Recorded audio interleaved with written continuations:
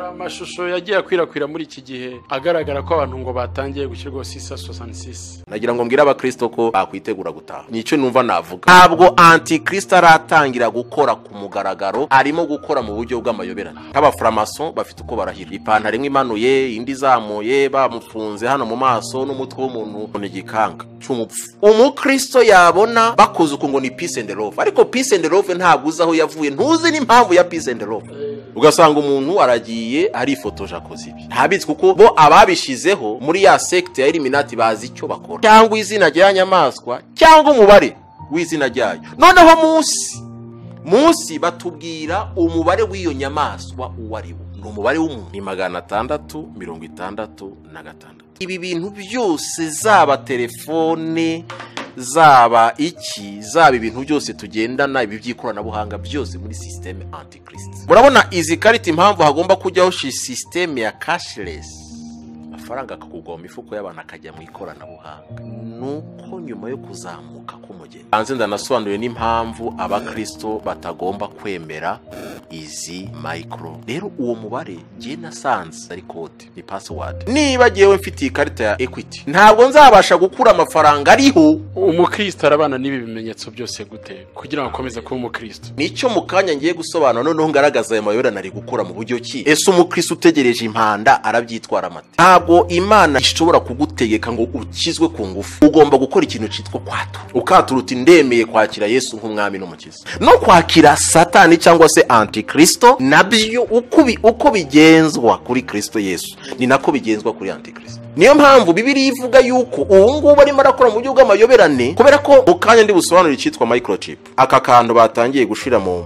mibiri y'abantu, ndabyemera ko ari intebe, ariko ubwacyo ntabwo kiraba ikimenyetso. Kubera iki? Ugishirwaho ntabwo Yesu azazanana n'itorero ndetse aje no guhagarika intambara y'isi yose. Anti-Kristo mbere yuko Yesu agaruka kuri ituro yo gutwara umugeni arimo arakora, ariko ntabwo arahajya ku mugaragaro. Muri iyi minsi ubuhanuzi buhari si ubwo kwerekeza abantu Siyoni, ahubwo nubwo kwereka abantu isi. Ntabwo ubuhanuzi, iyo usomye Pawulo avuga ngo ubuhanuzi nubwo kubaka itorero, ntabwo ubuhanuzi ari mu buryo bugaragara ugasanga nibyo abantu bararikiye ibyaha afite ntabibone, ahubwo akabona vewiti n'inzu. Ntabwo Imana rero yakora ikosa ryo gushira imbere ibintu, ahubwo Imana ishira imbere ubugingo, ibindi bigakurikira nk'inyongeza. Uzanakurikirana urebe, ntabwo abakristo rero bafite ibya mirenge. Niba umuntu uzi ko ari umusambanyi warangiza ukaza kumuhanurira inzu Nyarutarama n'urugero, ni ukuvuga ko icyazanye Yesu butakizi, ukareka kwigisha abantu ibitaboneka. Kandi ijambo ryo rivuga ko ibitaboneka ari byo bifite umumaro. Ubutumwa bwiza no kubwira abantu ngo mwihane kuko ubwami bw'Imana buri hafi. Niyo mpamvu umuntu wese ushinze idini muri iyi minsi agerageza uburyo bwose agashakisha impano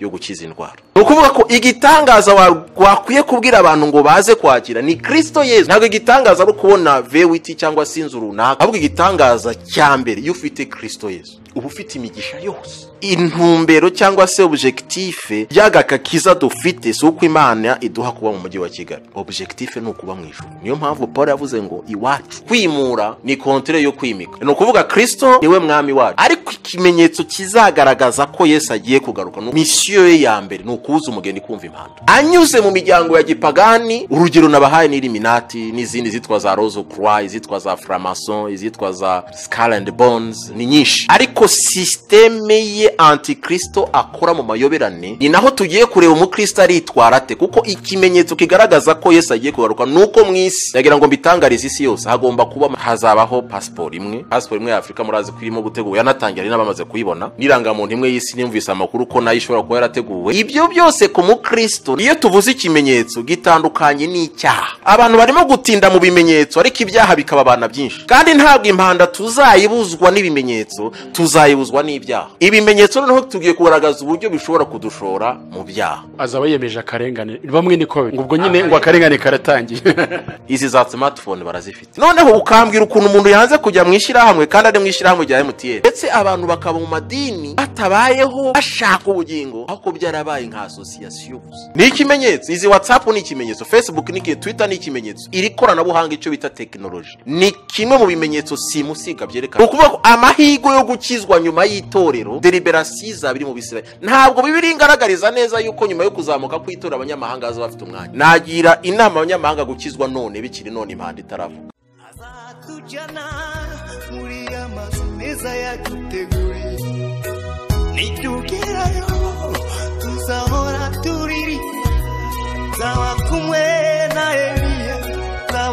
kumwe na Abrahamu tuzahora turimba ushimwe mwami. Amazina nitwa Kirara Wilbert, ndi umukristo, hanyuma ndi umugabo, ndubatse, mfite umugore ndetse n'abana 4. Ndumva ibyo ngibyo ari byo nababwira muri aka kanya. Murakoze. Turagira ngo tutangire rero tuganira ku byitwa cyangwa se ibyo tuzi ijambo bibiri kunda gukoresha ANTI-KRISTO. Hanyuma hanzangara andi materi makunda gukoreshwa turibuze kugenda tugaruka, ariko turashaka gutangira kuri ibyo ANTI-KRISTO niki abantu babyumva tubanze dusobanukirwe. Yesu abaho umugisha. Nagira ngo mbere yuko ngira icyo mvuze kuri iki kibazo mumbajije, nagira ngo nse nuhagarara ku ijambo ry'Imana kugira ngo abari kudukurikirana babashe kumenya cyangwa se basobanukirwe neza icyo tugiye kuvuga.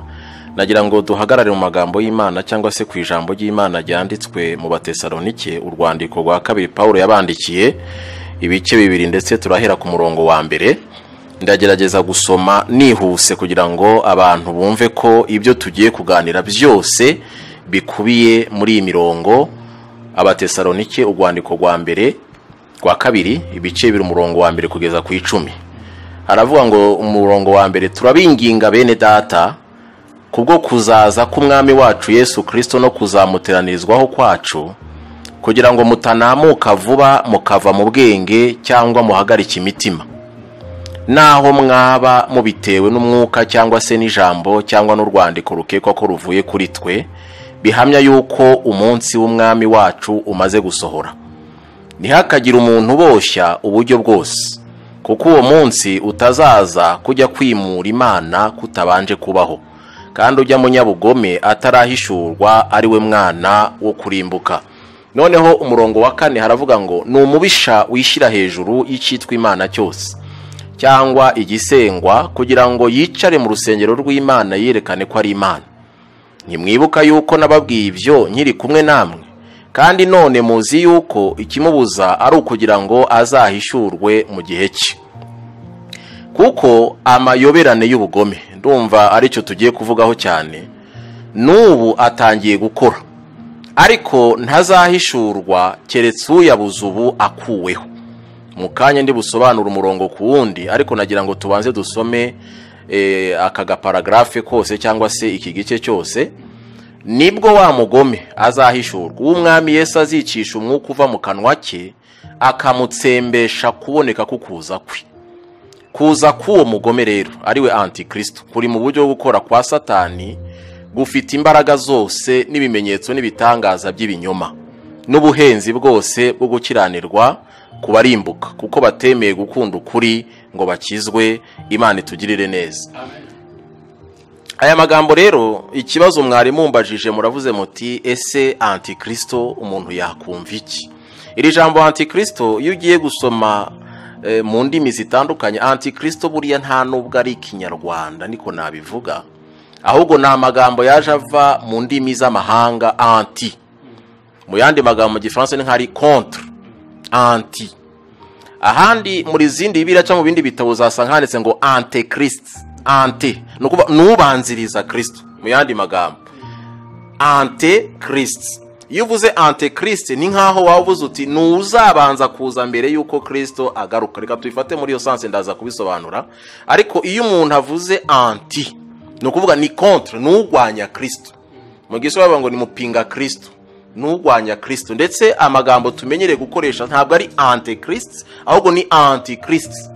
Nukuvuga il est contre cyangwa se ari contre, apinga cyangwa se agwanya Kristo. Nagira ngo abakristo bavyumve muri isansa. Ariko nongera kubibwira akantu kakabanga gato nagira ngo mbabwire, nuko ANTI-KRISTO imikorere ye arimo kugerageza agaragaza ko ari umwere. Hari amagambo Paulo yigeze yandikira, ndumva sinuko itorero rye aravuga ngo na Satani ubwe ngo yigira marayika w'umuco. Nukuvuga ko ANTI-KRISTO muri bihe tugezemo arimo kwigira nka marayika w'umuco, agaragaza ko nta kibazo. Ari nacyo kintu abakristo bagomba kubera maso. Reka nkomeze gato mvuga no kuri ibi nubwo mutarakimbaza. Nagira ngo mbwire abakristo muri iyi minsi mu bimenyetso bizagaragaza ko Yesu agiye kugaruka. Mbere yuko mvuga kuri ANTI-KRISTO, kuko ndi kuri rya jambo rivuga ngo amayoberane y'umugome na n'ubu yatangiye gukora. Abakristo nagira ngo bamenye ko hari ibintu bigomba kubanziriza kugaruka kwa Yesu Kristo. Bisanditse ngo kugaruka kwa Yesu Kristo kuzabanzirizwa no guhishurwa k'umugome. Ijambo turiho ni iki kintu cyitwa guhishurwa k'umugome n'amayoberane. Ariko noneho nagira ngo abakristo mbere yuko tujya muri ibi babanze babyumve neza. Hari icyo dutegereje ni impanda kuvuga. Bibiliya tubwira ngo ntawuzi umunsi n'igihe. Iyo mpanda rero izavuga hazamuka itorero. Mu kuvuga ko ni hazamuka itorero hari abantu bazasigara. Abandi bantu batari itorero batari abana b'Imana bazasigara. Voilà. Ntabwo ndi ubitindemo ngo ngaragaze ikimenyetso cy'abana b'Imana niki, ariko iconzi cyo abamwakiriye bose yabahaye ubushobozi bwo kuba abana b'Imana. Icyo ntabwo ari cyo twerekejeho, ariko nagira mbabwire ku itorero rya Kristo anytime, katuvuge mu cyongereza, umwanya n'umwanya rirazamuka. Ariko Yesu naza icyo bita l'avènement du Christ, kugaruka kwa Yesu akaza ku nshuro iyi ngiyi dutegereje, azabonwa n'abera kuko niwe bazamusanganira mu kirere, nta nubwo azakandagiza ibirenge hano ku isi. Icyo nagira ngo abantu babyumve neza. Ntago tugiye kwasoma Tesalonike, ndumva ari aba mbere, urwandiko rwa mbere yabandikiye ndumva ari bice nka 5 ngira ngo niyo hatugaragariza uko bizagenda itorero rizamuka, rigaragaza neza ko tuzasanganira umwami mu kirere. Itorero rya Kristo hano twabiso nimara gukurwa mu isi, kuko ngo ubuza ko amayoberane y'umugome akora mu buryo bw'umugaragaro, kuko arakora, ariko kugira ngo akore mu buryo bwo kumugaragaro nuko itorero rya Kristo rigomba kubanza kuvinaho. Muri make ntabwo yakora bigaragara mu gitorero. Nicyo mukanya ngiye gusobanura noneho ngaragaza aya mayoberane ari gukora mu buryo ki. Ese umukristo utegereje impanda arabyitwara amate? Kubera ko nyuma yo kuzamuka ku itorero nibwo ikimenyetso cya ANTI-KRISTO kizahita gishyirwa ku mugaragaro, abantu bagishirweho ku mugaragaro. Ariko na n'ubu nagira ngo mibiri banga abakristo ko cyatangiye. Noneho ngiye kubisobanura neza. Ahantu twibeshyera buriya ntabwo ushobora kwinjira mu muhari cyangwa se runaka utarahiye. Cyangwa murabizi, yaba amashaka ya politike, yaba imiryango runaka, yewe n'ubu ngubu numvisha ibihugu bimwe na bimwe nuko n'umukozi ugiye gutangira akazi agomba kubanza kubirahirira. Kurahira mu nshingano bya bifite nicyo ngiye gusobanura. Bya bifite aho bihurira n'ibyo. No kuvuga Imana uko ikora. Nibyo navuze ngo ubundi Satani ibintu byose akora agerageza gukopiya imikorere y'Imana. Ntabwo Imana ishobora kugutegeka ngo ukizwe ku ngufu. Ugomba gukora ikintu cyitwa kwatura. Ukatura uti ndemeye kwakira Yesu nk'umwami n'umukiza. No kwakira Satani cyangwa se ANTI-KRISTO nabyo uko bigenzwa kuri Kristo Yesu ni nako bigenzwa kuri ANTI-KRISTO. Ugomba kubirahirira ukavuga uti ndetse Yesu nemeye ANTI-KRISTO. Niyo mpamvu Bibiliya ivuga yuko ubu ngubu arimo arakora mu buryo bw'amayoberane, kubera ko mu kanya ndi busobanura icyitwa microchip. Aka kantu batangiye gushira mu mibiri y'abantu. Ndi bugasobanurireho gato kubera ko abantu ndumva bagomba kukumva. Akantu batangiye gushira mu mibiri y'abantu kagaragaza, ndetse n'akantu gato ariko kagaragaza kajyamo amakuru y'umuntu wese, koroshya ubuzima. Wala noneho nze kubisobanura ngaragaza uburyo nubwo bamwe mu bigisha dufite bavuga bati iki nico sisa sana sisa, ngiye kugaragaza uburyo ndabyemera ko ari intebe y'ikimenyetso, ariko ubwacyo ntabwo kiraba ikimenyetso. Kubera iki? Ugishirwaho ntabwo yakirahiriye, ntabwo yatuje akanwa ke kwa byemeye ko yemeye ANTI-KRISTO. Nahanga nashaka abakristo babyumve cyane.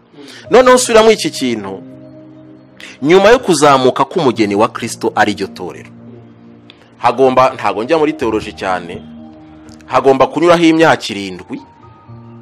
Noneho nyuma y'imyaka 7 Yesu Kristo noneho akamanuka azananye n'itorero baje kuyobora imyaka 1000. ntago ngiye kwisobanura ngaragaza uburyo ya myaka igihumbi ariyo sabato y'abana b'Imana. Ibyo ngibyo ntago ndi bubijyemo. Noneho nyuma yaho rero ntago ndi bujyemo ko ntabwo ariyo ntego. Ariko nagira ngo nereka abakizo kugaruka kwa Yesu kuri mu bice bibiri. Igice cya mbere n'umugeni wa Kristo kuzamuka agategurwa akagira bya bindi byose imirimo ikabarwa n'ibikini byose biri muri Bibiliya, ntago tugiye kurabya mirongo. Ariko noneho nyuma y'iyo myaka nibwo Yesu azazanana n'itorero ndetse aje no guhagarika intambara y'isi yose. Reka nirinde kuvuga ko ari ya gatatu nta wamenya. Intambara y'isi yose ariyo bakeka ngo Harmagedon, yitwa Harmagedon. Iyo ni yazayihagarika kuko ni intambara ngira ngo izabiteye ubwo. Ni Yesu ubwo azayihagarika kuko azasanga ANTI-KRISTO n'umuhanuzi w'ibinyoma barimo gukora. Kandi ANTI-KRISTO mbere yuko Yesu agaruka kuri ituri yo gutwara umugeni arimo arakora, ariko ntabwo arajya ku mugaragaro. Nicyo nagira ngo mbwira abantu, ntabwo aratangira ngo akore ngo aje ku mugaragaro umuntu wese amureba ati ANTI-KRISTO dore nuriye. Ariko uyu munsi arimo arakora mu buryo bw'amayoberane. Muzakurikirana abakristo nagira ngo tugerageze tumenye neza ijambo ry'Imana. Muri iyi minsi ubuhanuzi buhari si ubwo kwerekeza abantu i Siyoni, ahubwo n'ubwo kwereka abantu isi bakayikunda nyine, bakavuga bati Imana iguhaye vewiti, Imana iguhaye inzu, Imana. Ariko ubundi muri purpose cyangwa se objectif y'ubuhanuzi ni ukubaka itorero. Ntago ubuhanuzi yusonye Paulo avuga ngo ubuhanuzi nubwo kubaka itorero. Ntago ubuhanuzi ari mu buryo bugaragara ugasanga nibyo abantu bararikiye kurusha kurarikira ubugingo budashira. Umuhanuzi w'ibinyoma arimo gukora mu buryo bukomeye bw'amayoberane, agakorera mu bitwa bavuga butumwa no mu bitwa bahanuzi. Umuntu agahanurira umuntu ibyaha afite ntabibone, ahubwo akabona vewiti n'inzu. Ntabwo Imana rero yakora ikosa ryo gushira imbere ibintu, ahubwo Imana ishira imbere ubugingo, ibindi bigakurikira nk'inyongezo. Hari akabazo k'amatsiko ngize, aramutse abonye ibyo ngibyo, ese ryaba ari ikosa ribyo yabonye atabonye ibyo byaha, cyangwa yaba ari gukoreshwa batabizi cyangwa ko ari no gukoreshwa? Ubwo nicyo nanishatse aho nagira ngo yenda nuko ntabwo ari yo topic, ariko nagira ngo mvuge ikintu ashobora kubibona. Kuko ikintu tugomba kumenya, Bibiliya ivuga hano muri Matayo, nuko Imana iha imvura ababi n'abeza. Uzanakurikirana urebe, ntago abakristo rero bafite ibya mirenge. Ntabwo abakristo aribo bafite ibya mirenge, kuko Imana ntabwo yita cyane ku bintu, ahubwo yita ku bugingo. Ashobora kubibona, ariko ntago kuba yabibonye bisobanuye kubivuga. Ntago ngiye muri ibyo, n'indi topic. Kuba yabibonye ese nibyo biri bubanze kuruta ibindi yabonye yanze kuvuga. Kuko Imana ntabwo yanakora ikosa ryo kukwereka ibyo ntikwereke n'ibindi. Hari ahantu nagiye nsoma, iyo usomye ukavuga ati nukora iki nzakora iki. Ntabwo rero najya kuguhanurira nzakora iki ntakwereka icyo ugomba kubanza gukora. Sinze kubyumva aho ngaho icyo nshatse kuvuga. Sinjya kuguhanurira icyo Imana izakora nyuma y'icyo ugomba kubanza gukora. Urumva ni ibintu biri bisa nkaho bitumvikana, kumva ko niba umuntu uzi ko ari umusambanyi warangiza ukaza kumuhanurira inzu Nyarutarama n'urugero. Nukuvuga ko icyazanye Yesu butakizi. Kuko icyazanye Yesu n'ubugingo, si inzu Nyarutarama, si na vewiti, si n'imodoka. Icyazanye Yesu Kristo nuko tubona ubugingo budashira. Kuko icyatumye biratubwira ngo kugurukundo Imana yakunze abari mu isi rwatumye itanga umwana wayo, kugira ngo umwizera atarimbuka, ahubwo ahabwe cyangwa se abone ubugingo buhoraho. Iyo nibwo bukristo. Ni nacyo nabwira abavuga butumwa barimo kunyumva, mureke twigishe Kristo, twe kwigisha ibintu. Kuko niwigisha ibintu Kristo atanga, ntiwigisha ibintu materiel bifatika bigaragara Kristo atanga, ukareka kwigisha abantu bitaboneka. Kandi ijambo ryo rivuga ko ibitaboneka ari byo bifite umumaro.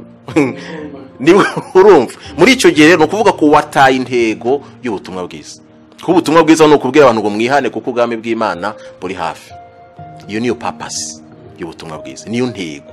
ni nacyo cyazanye Yesu mwisi. Umuhanuzi w'inyuma rero uko yereka abantu ntabereka ubugingo, niyo mpamvu uzabona ko abantu birukiraho bahanura cyane kurutaho barondora cyane ibyaha, kuko abantu ntago bashaka kwihana ahubwo barashaka ibintu, noneho bya bintu bikabanziriza ubugingo, noneho bamara kubigeramo bakibagirwa iby'ubugingo. Niyo mpamvu umuntu wese ushinze idini muri iyi minsi agerageza uburyo bwose agashakisha impano yo gukiza indwara, ku buryo n'amatangazo atanga urumva umuntu akubwira ati muzaze mwakira ibitangaza cyawe. Igitangaza nzi umukristo akwiye kwakira ni Yesu Kristo, kubera ko muri Yesaya 9:5 haravuga ngo ku mwana tuvukiye duhawe umwana w'umuhungu, ubutware buzaba ku bitugu bye, azitwa igitangaza. Ni ukuvuga ko igitangaza wakwiye kubwira abantu ngo baze kwakira ni Kristo Yesu.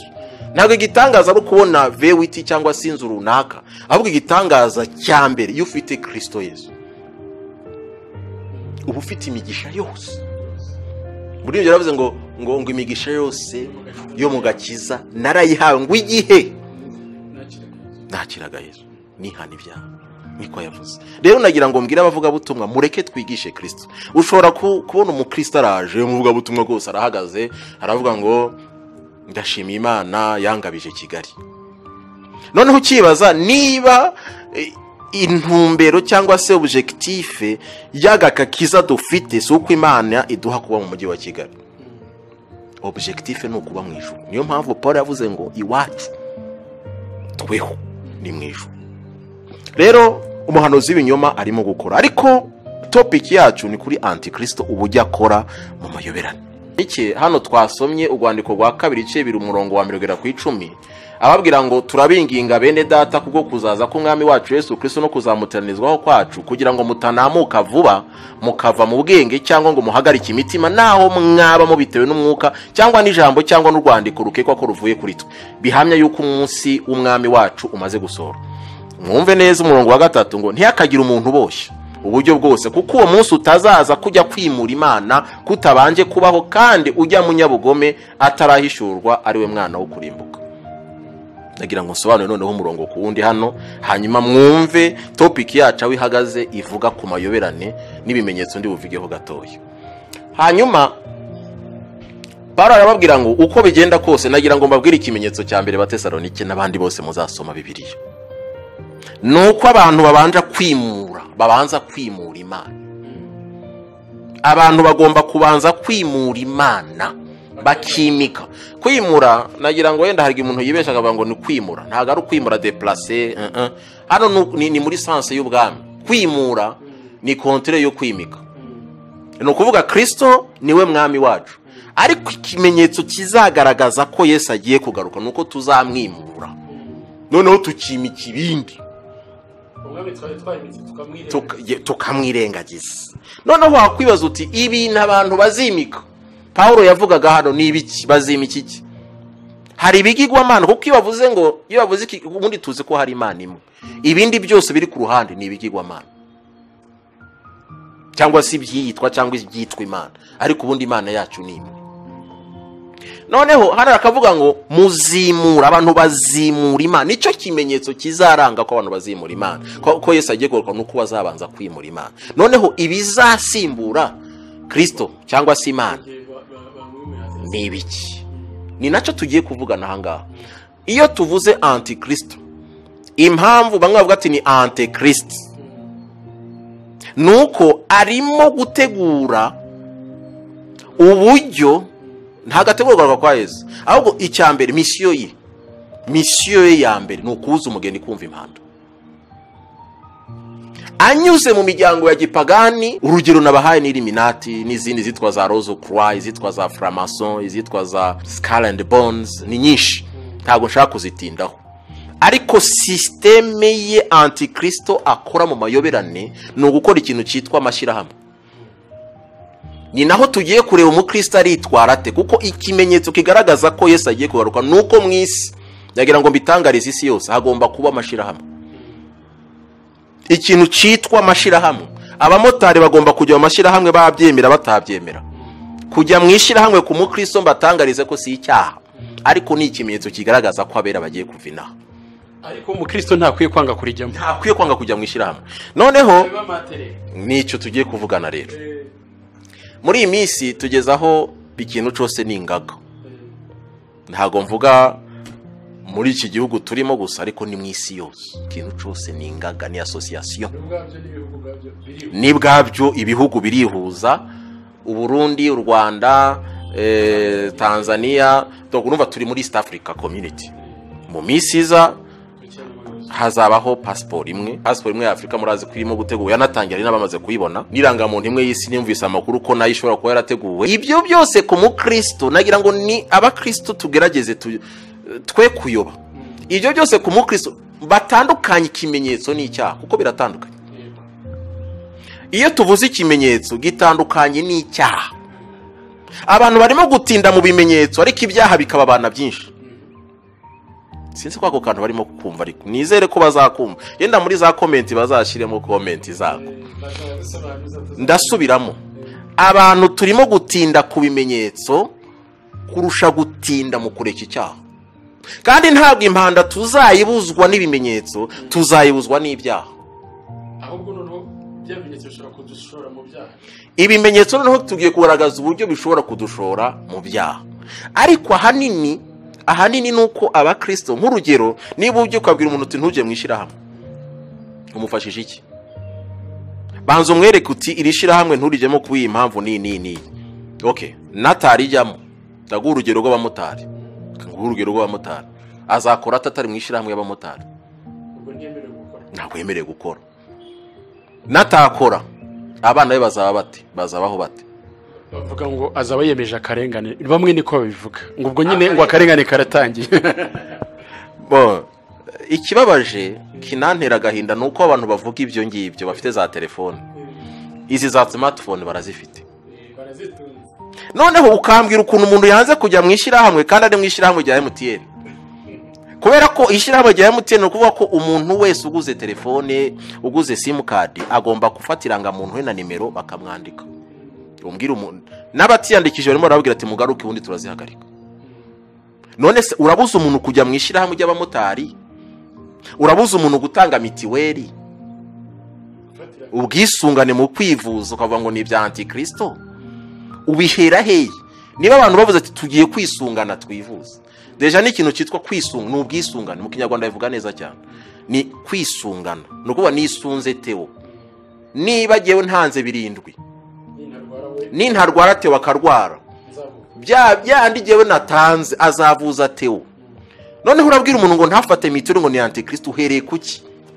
Niheba aho ngaho wasobanura icyaha akoze kuba atanze mitiweli ni iki? Ndagira ngo ahangaha abakristo tugerageze tube clair, tusobanurira abantu kuri kwijambo. Abantu barimo gutinda ku bintu batakagombye gutindaho. Ntabwo rero nkuko nabikubwiraga, ntabwo ushobora kujya aho ngo uvuge ngo ntujye mu ishyirahamwe, ntutange mitiweli, ntufatiranga muntu y'u Rwanda, warangiza tugusanga muri telefone uri ufite ishyirahamwe barizwamo. Icyo gihe harimo bavuga ngo bari gutinya kujya muri ibyo kuko ngo ntibazi bizakurikiraho ejo. Nagira ngo mbahumurize, kuko hano twarimo turasoma tuvuga tuti kwimura Imana nicyo kimenyetso cya mbere. Noneho ndi buhageraho ngaho baravuze bati twebwe ntago tuzajya gutanga mitiweli ko tutazi bizaza nyuma. Ese uwo muntu abivuga nanone nongeye kukivuga, agira telefone. Iyi telefone ntago uzi kuri muri system. Ninde utabizi ko telefone iri muri system? None se ni wanga icyo phone uzi bizaza nyuma, yo warayihishuri uzi bizaza. No kuvuga nagira ngo ntumuriza abakristo, mbabwira nti mureke twitegure kugaruka kwa Yesu Kristo. Mbabwira ijambo nasomye rikampumurira avuga ngo Yesu naza gutwara umugeni azaba ameze nk'umwibyi. No kuvuga ngo mu gihe abantu badatekereza nibwo Yesu Kristo azaza. Mu cyagihe umuntu atarimo gutekereza avuga ati ndumva abantu bibagiwe ubutumwa tuvuga ko kugaruka kwa Yesu, abantu batakibyibuka, abantu bari mu mazu. Yesu yigeze avuga ngo biza nkuko byari mu minsi ya Nowa, ngo niko bizaba no mu kuza k'Umwana w'umuntu. Ngo barajya, barubaka, baranywa, barashyingira, ngo kugeza umunsi Nowa yinjiriye mu mwuka. Rero abantu turi kuri cya kintu cyitwa kwimura Imana, bari ahantu basa nkaho bibagiwe ko Yesu azagaruka, ahubwo noneho bakabona Kigali yateye imbere. Ni urugero ntanze, si Kigali gusa iri gutera imbere. Bakavuga bati bon, umuntu akajya muri stress z'akazi, ngomba gukora kugira ngo ngure kiriya, umuntu akibagirwa iby'ubugingo, ndetse abantu bakaba mu madini batabayeho bashaka ubugingo, ahubwo byarabaye nka association gusa. Icyo yenda n'indi topic, ariko nagira ngo mbwire abantu kwimura Imana nicyo kintu cyose gifata umwami. Kuko iyo bavuze ngo umwami, iyo bavuze umwami no kuvuga n'umuntu wubahwa. Yandi magambo ni his excellency, ni mu mwami ho hari ijambo bakoresha mu Gifaransa monseigneur, bajya babikoresha nabyo n'ubwo n'ushara amadini abikoresha, ariko ni excellence n'umuntu nuva. Yesu iyo wamwimuye ntago aba cyubashwe mu buzima bwawe, nuko hari ibindi bintu h'icyubahiro. Ntago ndi buhatinde cyane. Ushobora guha icyubahiro WhatsApp igasimbura umwanya wari warageneye wa mwami w'abantu. Ni ikimenyetso. Izi WhatsApp ni ikimenyetso, Facebook ni Twitter ni ikimenyetso. Iri koranabuhanga icyo bita technology ni kimwe mu bimenyetso simusiga byerekana ko Yesu agiye kugaruka. Kuko gahunda ya ANTI-KRISTO nuko arangaza umugeni. Niyo mpamvu muri Matayo Yesu yahise aravuga ngo nuko mube maso, mwirinde nimutwagwe ni Kinyarwanda ngo nivutwaje. Noneho wa munsi ukazabazaho mu kinova ngo ni giturumbuka ubatunguye. Hari ibintu biri kurangaza umugeni. Niba agiye mbere yo kuryama narabanza gusoma umurongo wa Bibiliya, nkabanza kwiragiza Imana, ngasoma Bibiliya. Ubu ngubu mbanje kureba muri groupe za WhatsApp ninde wanyandikiye. Ese groupe mbamo banditse iki? Of course, ariko si zose. Kandi ikindi tugomba kwitondera nuko ni naho nababwiye ngo na Satani nawe akora nka marayika w'umuco. Muri make tukira kugira ngo tworereze abantu, ibimenyetso si icyaha, ahubwo hari ibimenyetso byazagutera kugwa mu byaha. Naho ngaho nagira ngo dusobanurire abantu ibimenyetso ntabwo ari ni naco. Niyo mpamvu twashatse kuganira kuri ibi bintu, no kugira ngo twereke abakristo mu kandi ubigereho, ngaragaze nerekana uburyo ibimenyetso bishobora kugushira mu byaha, ariko kwimenyetso atari cyo cyaha. Kubera ko nutinda muri ibyo ubuza abantu kugira ngo bafatiranga muntu, abantu bagiye mwishiramo ry'abamotari ry'abayenjeniyeri, urugaga rw'abayenjeniyeri ko rurahari mu minsi iza, nta nubwo uzabona akazi utarurimo. Kwanza byaranatangiye. Amakampani yacu hano dufite kampani ugomba kuyandikisha mu rugaga rw'abayenjeniyeri kugira ngo uzabone akazi ejo. Noneho ukibaza uti ni narikira mu rugaga rw'abayenjeniyeri mu buryo bw'umwuka, kuba nanditse mu rugaga rw'abayenjeniyeri birantwara iki? Si cyo kibazo bafite. Turaza kukigeraho rero. Ndimo ndavuga kwimura Imana, ngaragaza n'urugero natanze rwa WhatsApp, Facebook cyangwa nuko wa mwanya wo kubana n'Imana ufite ibindi bintu byawusimbuye. Kuki tubona ibintu byose byiza by'iterambere bije tukabyita ko ari ibimenyetso bya Satani cyangwa se bya ANTI-KRISTO? Muri iki gihe cyacu Imana bwo ntabwo ibasha gukora ibyiza bishyashya byaza byakunganira ubukristo. Sinzi iyo uvuze ngo iyo tubonye ibishyashya biza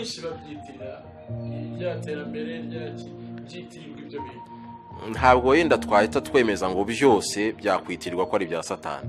Ndaguha urugero rworoshe. Mu minsi yashize ibingibi umuntu aba afite yenda channel ya YouTube ntabwo byabagaho.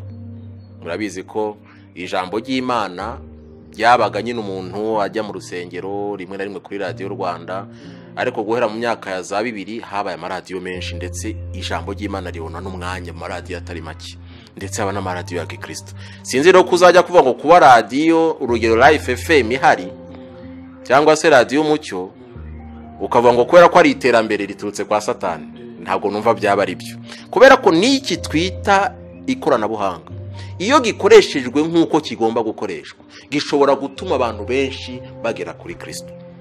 Urugero nk'iki turimo kuvuga, ikiganiro turimo gukora, ikoranabuhanga ni tekinoloji. Nshatse gusubiza icyo kibazo cya mu buryo buri bugaragara neza, nguha urugero rufatika. Mamuna bivuze nuko harababona ibintu byose bije akavuga ngo ntituzajyana nibije. Urabizi ko ariho nabyita ngo ni conflit de generation. Akavuga ati je sinajyana nibije, reka nigumire mu mwimerere wacu w'Agakiza wa kera. Ntahura n'ibyo bintu. Ntabwo umwimerere w'Agakiza wakugwaho nuko u Rwanda ruzanye irangamuntu biometrique. Ntabwo Agakiza kanjye kazavaho yuko u Rwanda rwazanye irangamuntu biometrique. Ntabwo Agakiza kanjye kazatwagwa nuko bazanye smartphone, kuko iyi smartphone ijya inyubaka. Niba nshize kuri za buri nshya bashizeyo ubutumwa bwiza ngafashwa, iyi telefone nzayivuma cyangwa nzayihesha umugisha. Ruba rero hari ibintu tugomba kumenya uko tubyitwaramo, tugafata ibintu mu mwanya wabyo. Niba izi telefone zigira filime za pornography, Paulo yigeze avuga ijambo aravuga ngo byose ndabyemerewe, ariko ntago ari byose bingirira umumaro. Ni umukristo rero guhitamo ibitunganye muri ibi byose biza, akavuga ati iki ngiki ntabwo gitandukanye n'umurongo w'ijambo ry'Imana. Ni wowe noneho kumenya impamvu Yesu yavuze ngo tugomba kubaho nk'abana b'inzi, nk'inzoka. Kubera ko nukuvuga ko ibihe tugezemo n'ibihe bya nyuma. Paulo yavuze ngo ni ibihe birushya. Ubundi mu yandi magambo ni ibihe gukizwa bitazaba byoroshye. Dukomeze turebe kuri bya bimenyetso bisa n'abatera n'abantu ubwoba. Rimwe na rimwe tukavuga ngo ibi nibyo, ibi sibyo, ibi se nibyo, binateza rimwe na rimwe n'impaka. Murakoze cyane ko turacari kuri rya jambo nanone amayoberane ya ANTI-KRISTO, kuko ubu ngubu mbere yuko twebwe itorero nge nawe tugenda, ANTI-KRISTO agomba gukora double mu mayoberane, kandi yatangiye kera. Kuko Paulo yandika aya magambo aravuze ngo nanone atangiye umurongo wa kane, reka nkuvugeho ngo ni umubisha wishyira hejuru y'icitwa Imana cyose, ngo yavugaga ANTI-KRISTO cyangwa igisengo, kugira ngo yicare mu rusengero rw'Imana yerekane ko ari Imana. Hano impamvu iki gice kigora abantu, iyo avuze ngo yerekane mu rusengero ko ari Imana, hano aje mu gihe itorero rizaba rizamutse. Ko murabizi amakuru ubu ngubu muri Isiraheli murabizi ko ahantu hari inyubako ya Salomo, hari umusigiti w'Abayisilamu, kandi Bibiliya tugaragariza ko agomba kuzicara mu rusengero rw'Imana. Hari amakuru dufite tugaragariza ko barimo kwitegura kongera kubaka urusengero rwa Salomo. Ndumva bahita ngo ni troisième temple, simbizi, simbyibuka neza, ntago njya nkunda kubyinjiramo cyane, ariko kandi amakuru dufite ngo nuko ruzuba ku misi miki ishoboka, kuko bazakorangira ngo ni bya bindi by'ibyuma baterateranya ku buryo n'umwanya mutoya, ntago ruzatinda. Rero nagira ngo mbwira abakristo ko bakwitegura gutaha. Nicyo numva navuga, kuko ni ikimenyetso simusika. Hano rero n'umurongo wa kane ngo numuyishayishiraje ngo yicitwa Imana yerekane ko ari Imana, niko bizagenda. Nimwibuka yuko nababwiye ibyo nkiri kumwe namwe, niko Paulo avuga ngo kandi none muzi yuko ikimuza ari ukugira ngo azahishurwe mu gihe cye. Igihe cyo guhishurwa kwe nicyo kitarage. Ariko usomye umurongo ukurikira avuga ngo kuko amayoberane y'ubugome n'ubu atangiye gukora. Umuntu ntarahishurwa mu gihe cye, ariko amayoberane y'ubugome yatangiye gukora no mu gihe cya Paulo. Ubu noneho yakajije umurego. Amayoberane y'ubugome na nubu atangiye gukora, ariko ntazahishurwa keretse uyabuze ubakuwe. Ninde? Ni itorero n'umwuka wera. Ntabwo ANTI-KRISTO, nagira ngo mbwira abakristo yenda babyumve neza cyane, ntabwo ANTI-KRISTO azakora ku mugaragaro. Dore ndi imbere y'Imana, itorero rikiri naho. Harabandi bigisha ko yatangiye gukorera ku mugaragaro, yaratangiye gukorera ku mugaragaro. Rero nkurikije uko birivuga, ari naho nasomye ngo izuba ngo rizamanuka, hari mana we, rizamanuka ngo rigere hano, abantu bazacibwa amazosi, abanze gushigwaho 666 n'ikime, ntago ndi bucinjiremo, banze gushigwaho 633 bazacibwa amazosi. Sinzi niba hari umuntu murumva yakibizosi kubera ko yanze ikimenyetso, batubwiye n'icari cyo kwanza. Kubera aho ngaho nagira ngo senko ntabwo ANTI-KRISTO aratangira gukora ku mugaragaro, arimo gukora mu buryo bw'amayoberane. Hari amashusho yagiye akwirakwira muri iki gihe agaragara ko abantu ngo batangiye gushyirwaho 666. bakaba bati noneho dore pe ibyo abantu bategereje. Rimwe na rimwe n'abakristo bagatangira kwibaza ngo ese itorero riragiye bimeze bite? Donc bakibaza ko basigaye. Ntago twasigaye tuzi ko tuzataha. Ntabwo itorero rirazamuka kuko dufite ibimenyetso simusiga tugenderaho. Nukuvuga iyo uvuze ngo abantu batangiwe gushiraho ikimenyetso 666 hari ikintu wirengagiza. Nuko muri iki twita société secrète bo bafite uko barahira. Nk'abaframason bafite uko barahira. Ipantaro imwe imanuye indi zamuye bamufunze hano mu maso n'umutwe w'umuntu igikanga cy'umupfu. Bafite ukuntu barahira. Bakabashiramo n'iyo myuka ya ANTI-KRISTO ya kidayimoni. Ariko muri iki gihe cy'uko umugeni wa Kristo nyuma hazaba yazamutse yagiye, nta byo guca ku ruhande, amayoberane none bizabiri direct. Ikindi nagira ngo mbwira abanyamahanga abakristo tube maso, nyuma yo kuzamuka k'umugeni wa Kristo agakiza kazambara amababa, bazabiswe mu Baroma 11 gasubire mu Bisirayeli. Nukuvuga ko amahigo yo gukizwa nyuma y'itorero deliberasiyo zabiri mu Bisirayeli. Ntabwo bibiri ingaragariza neza yuko nyuma yo kuzamuka kw'itorero abanyamahanga baza bafite umwanya. Nagira inama abanyamahanga gukizwa none bikiri none impande itaravuga. Kubera ko abakristo turimo navuga ko turimo kuyobera mu bintu ntarimo gusobanukirwa neza. Mureke bakristo bene data tugwanye icyaha n'igisa nacyo, hanyuma ibindi tubirekere Kristo. Kubera ko Bibiliya tubwiye neza birikere yuko ikimubuza kwakora ku mugaragaro, umubuza kuweho ninde? Ni itorero, ni umwuka wera, nibwo ngo wa mugome azahishurwa none. Ariko uyu munsi arimo arakora mu buryo bw'amabere, akora muri bya bimenyetso. Ndabaha urugero rworoshye kugira ngo hari ikibazo cyabajijwe mbere atese ibimenyetso noneho umuntu yabigaragaza gute, uburyo ibyo bimenyetso bizahuzwa, uburyo umuntu ibyo bimenyetso bishobora kumushorera mu byaha. Ndabaha urugero rworoshye. Hari ibimenyetso bimwe na bimwe abantu bajya bakora mu gusuhuzanya. Ndabaha urugero rworoshye kuko hari ibintu ushobora gukora mu butamenya, ariko mu isi y'umwuka hari icyo ukoze. Niyo mpamvu ijambo ry'avuga ngo Imana ngo yigeze ngo kubabara ngo nuko abantu barimo kwicwa no kutamenya, kuba umuntu atamenya. Impamvu tuba twaje no kugira ngo abakristo base nk'abahumuka amaso barebe. Hari ibintu bajya bakora ngo amacensi, umuntu akagenda ngo censi mwa, yego cyane rwose, bakagenda ngo censi. Kandi censi ugiye mu isi y'umwuka bisobanura ngo nta mana iriho, byose ni amahirwe. Ni ukuvuga wowe urakora publicité yo mu isi ya kidayimoni ariko utabizi. Niyo mpamvu Paul yabwiye Abaroma arababwira ngo ntimwishushanye n'abiki gihe, ariko muhinduke rwose mugize imitima mishya. Ni ukuvuga iki? Bibiliya y'Ikirundi iravuga ngo ntimwishushanye n'iby'iki gihe, niko Bibiliya y'Ikirundi ivuga, ntimwishushanye n'iby'iki gihe. Noneho umukristo yabona bakoze uko ngo ni peace and love, ariko peace and love ntabwo uzi aho yavuye, ntuzi n'impamvu ya peace and love. Nagiye mbona ngo n'abitwa abakozi Imana bakora peace and love bambare niba bankurikirana, ariko giye nyiza ukundi. Peace and love ni ugusuhuzanya ko kwa société secrète imwe ntavuze izina. None ya nawe Illuminati niko basuhuzanya, nibyo bimenyetso byabo, ndetse na Freemason barabikora. Peace and love ugasanga n'umwana muto ukivuka agiye kwifotoza yumva ko agomba gukora. Hamwe na hamwe ugasanga akoze uko agaragaje rya jisho ntari busobanura. Ijisho ni bayita ngo ni œil de connaissance, ni ijisho ryo kumenya, ryo bumenyi ni iki niki. Ni ijisho ubundi Illuminati ni itsinda ryishize hamwe ry'abanyabwenge noneho bamurikira rubanda. Niyo mpamvu mu kirangantego cyabo harimo amatafari hasi uzakirebe, hejuru hakaba ijisho, donc ni muri piramide cyangwa se mpande eshatu. Reka tuvuge ko piramide n'amajiburi yatandukanye kuko piramide zabaga muri Egiputa, muri Misiri. Noneho hakaba mu ijisho hejuru rigaragaza umuco. Uriya muco rero ukamurikira amatafari ari hasi. Amatafari asobanuye rubanda.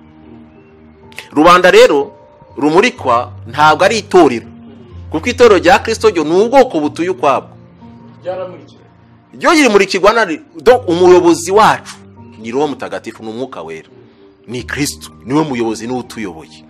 Ndetse korari rimwe yaravuze ngo uko atuyoboye biratunejeje kandi turabishima. Ariko Illuminati yo ifata ko rubanda rwose iyo utari muri bo uri injiji, uri mu mwijima. Oya, ntabwo uri injiji, bagomba gukumurikira rero, niyo bagomba kukureberera mu yandi magambo. Niyo mpamvu Illuminati yinjiye muri buri kimwe cyose, yewe no mwiyobokamana irimo, kuko aho bigaragarira ni iki kintu cyitwa ubutinganyi naco cageze mu madini, ku buryo mu bihugu bimwe batangiye kubasezeranya bakemera. Ku buryo nko muri Brazil hari abapasiteri babiri babana bahuje ibitsina, bayoboye umudugudu, babana bizwi, banakoze ubukwe, apana bya bintu byo kuvuga ngo birakekwa, bizwi ko basenga, banakoze ubukwe mu rukiko. Naho ibintu bigeze rero. Ibyo navugaga ibimenyetso abantu bakora batabizi. Ugasanga umuntu aragiye arifotoje akoze ibi, ariko akoze amahembe ya Rusuferi. Ntabizi kuko bo ababishizeho muri ya secte ya Illuminati bazi icyo bakora. Bazi icyo bakora. Niba umuntu agiye agakora akifotoza uko muri za WhatsApp, akanga tukaze nka OK, je sinjye ngakoresha kuko nkazi nabi. Akangaka abakweretse ko ari uwa Satani, no kuvuga yuko akoze 0 ya mbere, iyi ni 0, 6 ya mbere, 6 ya kabiri, 6 ya gatatu, 536. Ariko nawe wabibona ati nibyo bigezweho, ugahita ugenda ukabikora. No kuvuga iki? Abakristo ikintu cya mbere tugomba kuba maso, no kwirinda gupfa kujyana n'ibije byose tutabanze gushishoza mu ijambo ry'Imana cya mbere, cyangwa se ngo dusenge Imana duhishurire ibyo bishe. Nicyo kintu gikwiriye umukristo wese. Izi rangamuntu z'u Rwanda ziri biometrike zigezweho zimaze kuza, hari abakecuru n'amakuru numvise bavuze bati eka mwuka wera yatubwiye ko ibi bintu ari bya Satani, ntago turi buzifate. Kugeza na n'ubu ndumva hari abantu batarazifata. Ariko nagira ngo mbwira abakristo tumenye, iyo mwuka hishuye ikintu akagihishura biratandukanye cyane nuko yakubwiye ngo ntukijemo. Kakubwira biratandukanye cyane, kubera ko ni turabizi ko ni system, kuko ANTI-KRISTO cyangwa se Illuminati icyari mu bungubu ni ugutegurira ANTI-KRISTO nyuma yo kuzamuka kwanjye nawe akazakora isi yarabaye umudugudu. Izi zose muna za WhatsApp haba ikibazo, umuntu arapfuye mu masegonda 2 uri muri Amerika ahita bibona. Iyi ni system ya Illuminati cyangwa se ya ANTI-KRISTO nyuma yo kuzamuka kwito bizaba byoroshye cyane, kuko isi zamera nk'umudugudu, amakuru agomba gutambuka byihuse. Niyo mpamvu ANTI-KRISTO agomba kwegeranya isi, niyo mpamvu y'amashyirahamwe hari. ANTI-KRISTO agomba kwegeranya isi, abantu bakegerana kugira ngo amakuru yazatambuke byoroshye. Niyo mpamvu. Ariko ntago bivuze ngo umukristo utegereje impanda ngo ntaje mu rugaga, ngo ntago bivuze ngo umukristo utegereje impanda ntafatiranga muntu, kuko ufatiranga muntu ntacyo biri bwa affect, ntacyo biri bumfateho mu mwishikirano cyangwa se mu migenderanire yanjye n'Imana, ntacyo. Hari amatsinda twagiye twumva, ndetse hari n'ibindi biramutse bibaye ngombwa ko rya tsinda wagiyemo ka kazi wakoraga hari ibyo bagusaba, hari imiryango imwe n'imwe wenda ishobora kuba idakorera iwacu, ariko wumva kugira ngo uyibemo hari ibyo bagusaba ko buri cyo wabigenza ute? Ko twavuze ko ikimenyetso si icyaha mu bakristo, tuturanye nabyo ubwo biranahari ibimenyetso. Ahubwo none se ugiye ahantu ugasanga bya bintu wangaga urabihasanze, na akazi wabagamo, baravuga ngo kugira ngo ugakore urasabwa gukora ibi.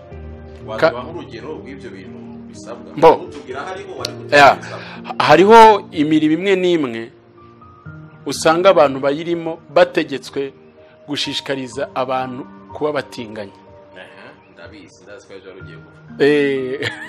Hariho imirimo imwe n'imwe igaragaza ko gusambana atari icyaha, aho nagira ngo nacyumvishe umukristo azabyitwara mate rero. niyo mpamvu twatinda ku mashyirahamwe kubera ko ibyo uvuze hari n'abakoresha, nanjye ndi umukoresha, hari n'abakoresha boburije abo bahaye akazi ko basambana. Siko bimeze. Niba jewe ndi umukristo nkaba nobwirijwe n'umukoresha ko tugomba gusambana ngo amakazi, muri icyo genda kareka. Niba ndi mwishirahamwe runaka, iryo shirahamwe rikanyobrija ko ngomba gushishikariza abantu gukora ubutinganyi cyangwa nkabo mutinganyi, icyo ngora ndarivamo. Kubera ko nk'urugero, tujye mu rugero ruri simple. Urugaga rw'aba engineer hari ururabrija ibyo bintu no. Tudaboro turebe amashirahamwe na amashirahamwe yitwa gute. Kuko icyo navuze naya mashirahamwe arogurupa abantu bafite ikintu bakora. Ariko niba ari ishirahamwe ry'umutinganya avuga ati giye kugira ngo nzaha akazi muri iri shirahamwe umuntu nuko wamutinganya, urumva rero umukristo ntabwo yajya muri iryo shirahamwe, biratandukanye cyane.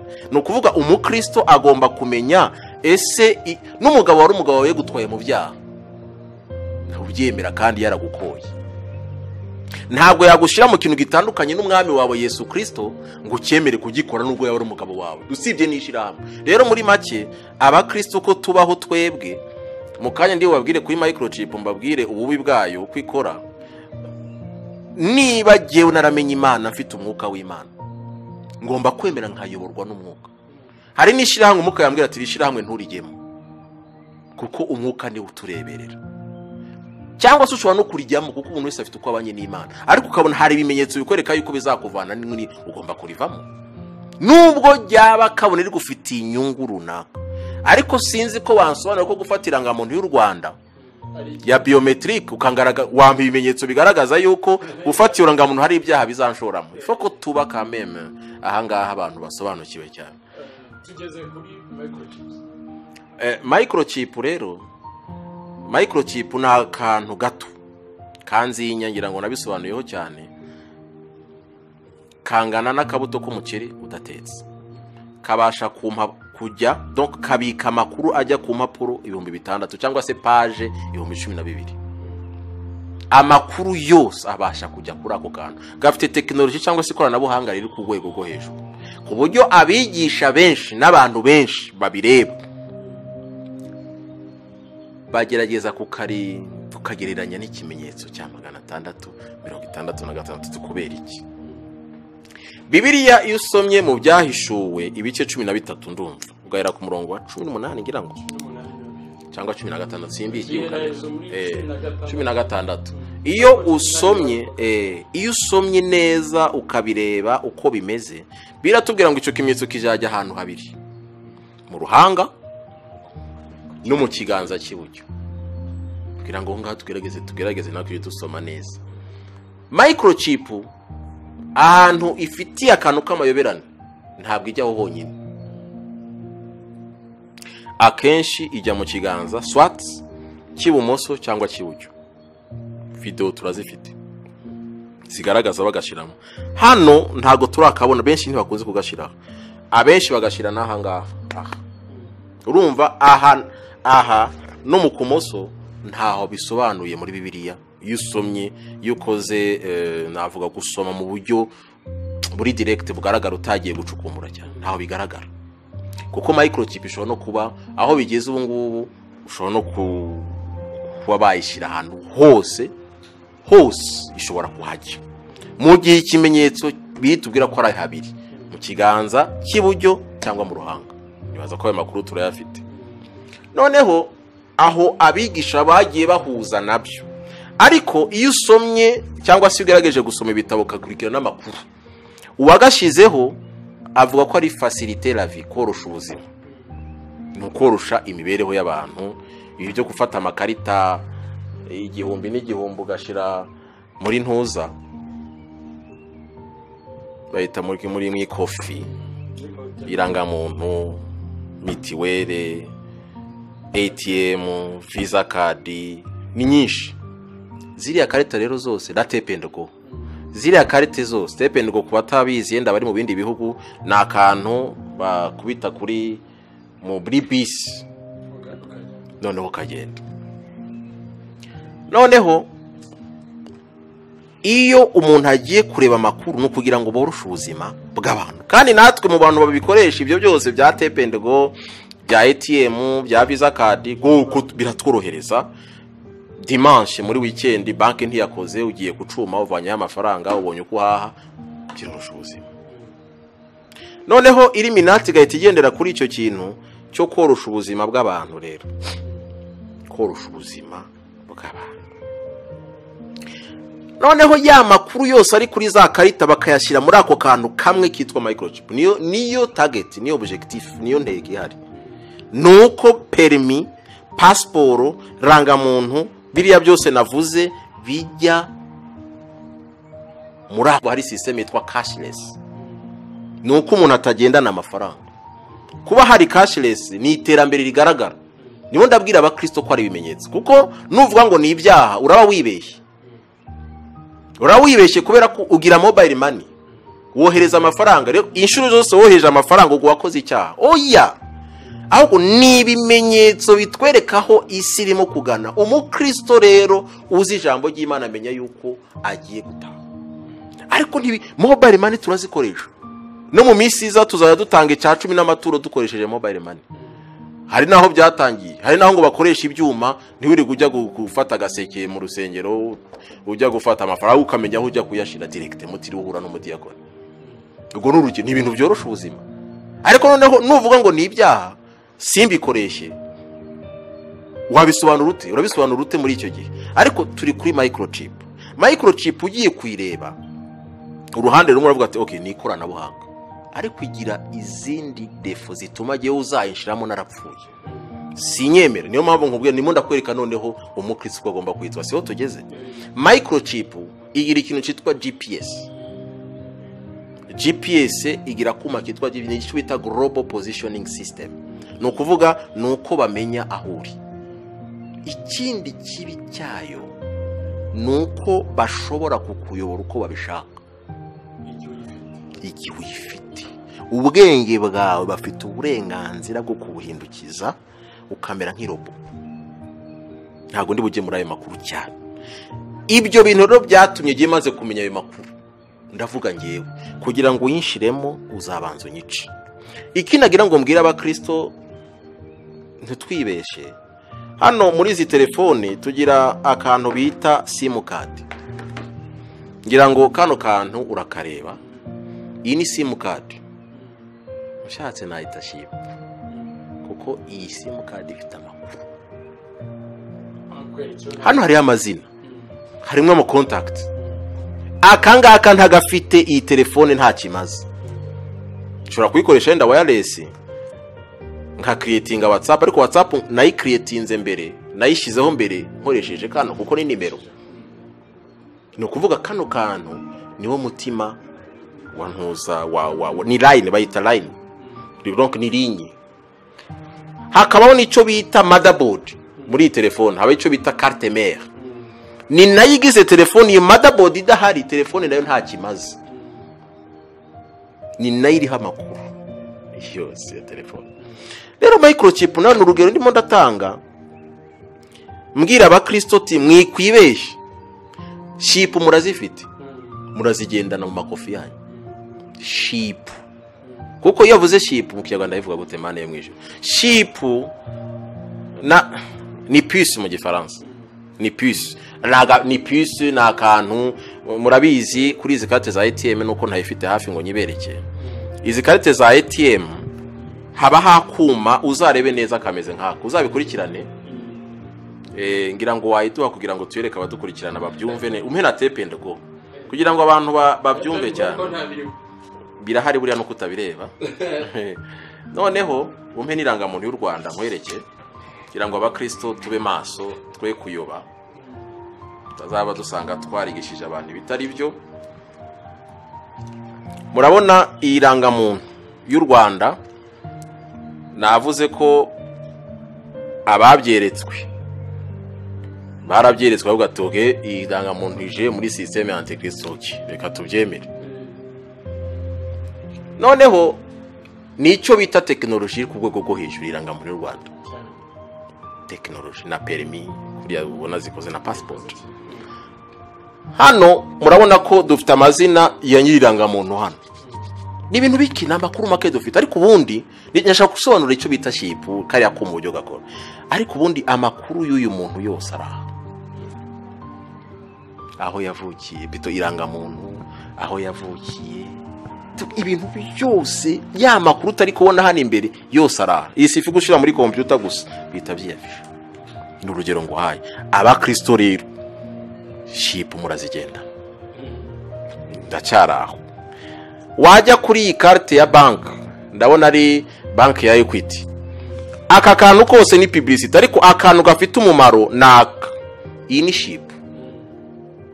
Ndaza microchip nukuvuga kabaye kanzinya, ariko ubundi shipu tuzigendana muri kofi. Murabona ko simukadi ko nababwiye ko bimeze kimwe, murabona ko bimeze kimwe.